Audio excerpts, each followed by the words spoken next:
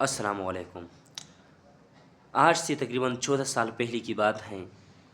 یہی جنوری فروری کا موسم چل رہا تھا، سرد ہوائیں، سخت سردی تھی اور عرب ممالک میں رجیم چینج ہو رہا تھا۔ بتاؤں میں وہ کیسے چینج ہوا تھا، کس نے چینج کرایا تھا؟ عوام احتجاج کر رہی تھی اور وہ لوگ جن کے حق میں احتجاج کر رہی تھی، اس ملک نے یہی سمجھا کہ اس کو حکومت دی جائے، ان کو حکومت دے دی گئی۔ وہ کون تھے؟ احتجاج کو سپورٹ کرنے والے کون تھے اور احتجاج کرنے والے کون تھے؟ احتجاج کرنے والے وفادار تھے ملک کے، اور احتجاج کو سپورٹ کرنے والا امریکہ تھا۔ کئی عرب ممالک میں رجیم چینج کر دی گئی اور امریکہ جن کو چاہتے تھے ان کی حکومت بنا دی گئی، اور آج یہی کچھ ایران میں بھی ہو رہا ہے۔ کیا ہو رہا ہے؟ کہتے ہیں کہ یہاں پر مہنگائی بہت زیادہ ہے، وہ احتجاج کر رہی ہیں اور احتجاج کو سپورٹ کرنے والے امریکہ ہے۔ اب جو پرسوں ڈونلڈ ٹرمپ نے جو کہا ہے، سب کو بتائیں کہ اس نے کہا ہے کہ ہم لوڈیڈ ہیں، ہم لاکڈ ہیں، ہم تیار ہیں ہر وقت، وی آر ریڈی، کہ کسی بھی وقت ہم حملہ کر سکتے ہیں ایران پر اگر وہ ان احتجاج کرنے والوں کے خلاف کوئی قدم اٹھاتے ہیں۔ جب یہی سچویشن پاکستان میں آتی ہے، ہم کہتے ہیں کہ یار پاکستان امریکہ کے سامنے جھک جاتا ہے، اس کے سامنے نہیں، یہ جھکنے کی بات نہیں ہے، اس کو کہتے ہیں حکمت عملی، بہترین حکمت عملی۔ کیونکہ اگر آپ حکمت عملی کے ساتھ نہیں بڑھیں گے، ان کے خلاف کھڑے ہوں گے نا، تو امریکہ بھی آپ کے خلاف کھڑا ہوگا، امریکہ بھی آپ کے خلاف حرکت میں آئے گا۔ وہ سب سے پہلا حرکت کیا کریں گے؟ سب سے پہلا حرکت جو امریکہ آپ کے خلاف کرے گا، معاشی طور پر آپ کو کمزور کرنے کی کوشش کرے گا۔ جب آپ کی معیشت تباہ ہو گئی نا، سمجھ لے کہ آپ کچھ بھی نہیں ہے۔ اب آپ کا ایٹم بم آپ کو روٹی نہیں دے سکتا، آپ کا ایٹم بم عوام کو کوئی سہولت دینے کے لیے ضروری تو ہیں، لیکن کافی نہیں ہے، اور کافی کچھ اور چیزیں بھی ہیں، اگر وہ شامل ہوگی تو پھر یہ کافی ہو جائیں گے، اور وہ ہے معیشت۔ سب سے پہلے جو امریکہ ہے وہ آپ پر معاشی پابندیاں لگائے گا۔ کچھ عرصے بعد عوام میں جو بدنظمی ہے وہ پھیل جائے گی، عوام انتشار کا شکار ہو جائیں گے اور وہ حکومت کے خلاف کھڑے ہوں گے، اور یوں وہ رجیم آئے گا، وہ حکومت آئے گی جو امریکہ کے لیے بہترین ہو۔ پھر کیا ہوگا؟ اگر ایک شخص حکومت میں آتا ہے، اتنے بڑے ملک کا وہ وزیر اعظم بنتا ہے، صدر بنتا ہے، تو جس کی مدد سے وہ بنے، سب سے پہلے وہ اس کا خیال رکھے گا۔ تو وہ رجیم سب سے پہلے جس کا خیال رکھے گی وہ ہوگا امریکہ۔ میں یہ کیوں سمجھا رہا ہوں کہ میں کسی کے ساتھ نہیں ہوں، لیکن جو حقیقت ہے وہ حقیقت ہے، جو جھوٹ ہے وہ جھوٹ ہی ہے۔ تو سب سے پہلے پاکستان کی جو حکومت ہوگی وہ امریکہ کی زیادہ لائل ہوگی۔ اب جو حکومت ہے وہ امریکہ کی نہیں، وہ پاکستان کے لائل ہیں۔ جو آپ لوگوں نے ریسنٹلی دیکھا ہوگا ملیشیا میں، کہ جو شہباز شریف تھے وہ رشیا کے صدر کے پیچھے چلے گئے تھے۔ ایک بار اس کے پاس گئے، اس نے اس کے ساتھ ہاتھ ہی نہیں ملایا، پھر وہ اس کے پیچھے چلے گئے، اس کے روم تک چلے گئے، وہاں پر جا کر اس کے ساتھ 1 to 1 ملاقات کی۔ تو ادھر یہ افواہ پھیل گئی کہ یہ بات ہوتی رہی کہ اس نے اپنے ملک کی بےزتی کی، اس نے اپنے ملک کی بےزتی نہیں کی۔ رشیا کے ساتھ شہباز شریف کا کوئی لین دین نہیں، ذاتی طور پر وہاں پر اس کا کوئی کاروبار نہیں ہے، وہاں پر اس کا کچھ بھی نہیں ہے، 1 روپیہ بھی نہیں ہے، لیکن اس نے اس کے پیچھے بھی جانا مناسب سمجھا اس ملک کے لیے، تاکہ کل جب اس ملک پر برا وقت آئے گا نا، تو یہ رشیا ساتھ کھڑا ہو۔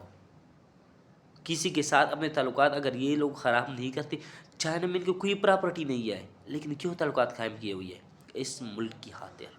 کیونکہ اگر آپ کا ملک مخالفین زیادہ رکھتے، دیکھیں اگر آپ کا چائنا مخالف ہے، رشیا مخالف ہے، اس بنا پر آپ کہیں کہ یہ تو کافر ہے، یہ تو یہ ہے، آپ چائنا کا کچھ بھی نہیں کر سکتے، کچھ بھی نہیں کر سکتے۔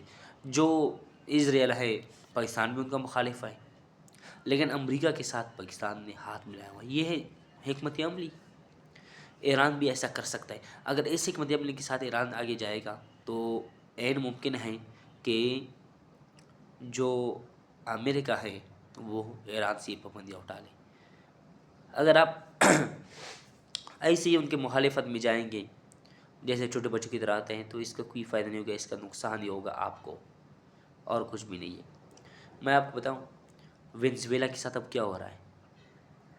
کل جو انہوں نے حملے کیے ہیں آخری حد کے کر دیے ہیں، کیونکہ انہوں نے اسٹریٹجی نہیں اپنائی، انہوں نے حکمت عملی نہیں اپنائی، ان کے پاس کوئی حکمت عملی ہی نہیں ہے۔ شمالی کوریا ہے وہ بھی ایٹامک پاور ہے، کیا ہے کہتے ہیں کوئی حملہ ہی نہیں کر سکتا شمالی کوریا پر۔ پاکستان پر کس نے حملہ کیا ہے؟ جس نے بھی حملے کیا جواب ملا ہے اس کو۔ پاکستان پر تو کوئی حملہ نہیں ہوا نا، لیکن ہاں کچھ غلطی ایسی ہو جاتی ہے جس کی وجہ سے تباہی پھیل جاتی ہے، لیکن ویسے پاکستان نے بھی کسی کی جرحیت کو تسلیم نہیں کیا آج تک۔ لیکن حکمت عملی اپنانی پڑتی ہے، حکمت عملی کے ساتھ جانا پڑتا ہے۔ ہر جگہ پر ایسا نہیں ہوتا کہ آپ فیس ٹو فیس آ جائے، کبھی کبھی پیچھے سے آنا پڑتا ہے۔ اگر فیس ٹو فیس آئیں گے تو پھر شمالی کوریا کی دیکھ لے، ایران کی دیکھ لے۔ ایران میں اب $1 1.4 ملین ایرانی ریال کے برابر ہے، 14 لاکھ۔ تو پھر کیا آپ اس معیشت کے ساتھ اپنی حکومت کو برقرار رکھ سکتی ہے؟ اب ٹھیک ہے ایران کے ساتھ پاور تو ہے، ان کے پاس میزائل ہیں، ان کے پاس بہترین بیلسٹک میزائل سسٹم ہے، بہترین پروگرامز ہیں ان کے پاس، لیکن معیشت نہیں ہے۔ معیشت کے لیے ضروری ہے کہ آپ پر پابندی نہ ہو۔ اب پاکستان ہے، سعودی عرب سے تیل لے رہا ہے، ایران سے نہیں لے سکتا۔ ایران سے نہیں اسمگل ہو کیا تھا، لیکن آفیشلی پاکستان ایران سے تیل نہیں خرید سکتا۔ ایران کی طرف سے پائپ لائن بنا ہوا ہے پاکستان کے بارڈر تک، لیکن پاکستان نہیں بنا رہا، کیونکہ پاکستان کو پتہ ہے کہ اگر میں نے یہ بنایا تو سیدھا امریکہ نے ہمارے اوپر پابندی لگانی ہے۔ اب تیل تو ایران کے اندر خود بھی بہت ہے، لیکن کیا فائدہ ہے ان کو؟ کوئی فائدہ ہی نہیں ہے۔ پاکستان کے اندر تیل کافی ہو جائے، لیکن اگر آپ پر معاشی طور پر پابندیاں ہیں تو پھر کوئی فائدہ ہی نہیں ہے۔ اچھا، بات ہم یہ کرنا چاہتے ہیں کہ اگر ایران کے اندر یہ ریجیم چینج ہو جاتا ہے، جس طرح سے احتجاج ہو رہا ہے، تو پھر اس کا اثر پاکستان پر کیا ہوگا اور افغانستان پر کیا ہوگا؟ افغانستان پر تو اس کا اثر ظاہری بات ہے کہ نگیٹو یہ ہوگا، لیکن پاکستان پر اس کا اثر نگیٹو بھی ہو سکتا ہے اور پازیٹیو بھی ہو سکتا ہے۔ تو جو نگیٹو پاکستان پر اثر ہوگا وہ یہ ہوگا کہ ایران کے اندر جو رجیم آئے گا، جو حکومت آئے گی، وہ ہوگی امریکن نواز، وہ ہوگی اسرائیلسٹ۔ اچھا، یہ رجیم جو چینج کرنا چاہتے ہیں جس رضا، اس کا نام ہے رضا کی حکومت بلانا چاہتے ہیں۔ رضا اس کا جو باپ تھا وہ خمینی 1979 میں اسلامک انقلاب آیا ایران میں، اس سے پہلے وہ بادشاہ تھا، تو اس کی حکومت کو الٹا کیا گیا۔ اب اس کا بیٹا ہے، وہ چاہتا ہے کہ وہ دوبارہ سے حکومت سنبھال لے۔ تو یہ جو اس کا بیٹا ہے نا، یہ امریکہ کا زیادہ لائق نہیں، وہ اسرائیل کا ہے۔ اسرائیل سے کافی زیادہ تعلقات ہے اس کا، اور اسرائیل کی وجہ سے امریکہ اس کی حکومت قائم کرنا چاہتا ہے ایران میں۔ یہ مجبوریاں ہیں امریکہ کی، اس کے اسرائیل کی بات مان لے اور اسرائیل کے مطابق چلے۔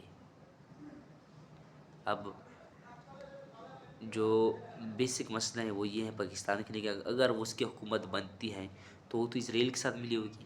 پاکستان کو ایک اور دشمن پیدا ہو جائے گا ایران کی صورت میں، ایک طرف سے انڈیا ہے، ایک طرف سے افغانستان کے ساتھ تعلقات صحیح نہیں ہے، اور تیسری طرف ایران ہو جائے گا۔ اس کا ایک نقصان ہے۔ دوسرا جو فائدہ ہے وہ یہ ہے کہ پاکستان پر عام کلم کلا ان سے تیل خرید سکے گا، سستے داموں تیل ملے گا، سستے داموں گیس ملے گا، جس کی وجہ سے معاشی طور پر پاکستان مضبوط ہو سکتا ہے۔ یہ دونوں پہلوؤں کو مد نظر رکھنا ہوگا کہ ایک نگیٹو ہے ایک پازیٹیو ہے، جبکہ افغانستان ہے ان کے لیے دونوں صورتوں میں نگیٹو ہے، ہر صورت نگیٹو ہی ہے، کیونکہ جو افغانستان میں وہاں پر بھی ملک کی حکومت ہے اور ایران میں بھی ملک کی حکومت ہے۔ اب یہ ہم نے دیکھا ہے کہ ایران اور افغانستان اکٹھے نظر آتے ہیں، اکثر و بیشتر ایک ہی مقام پہ نظر آتے ہیں۔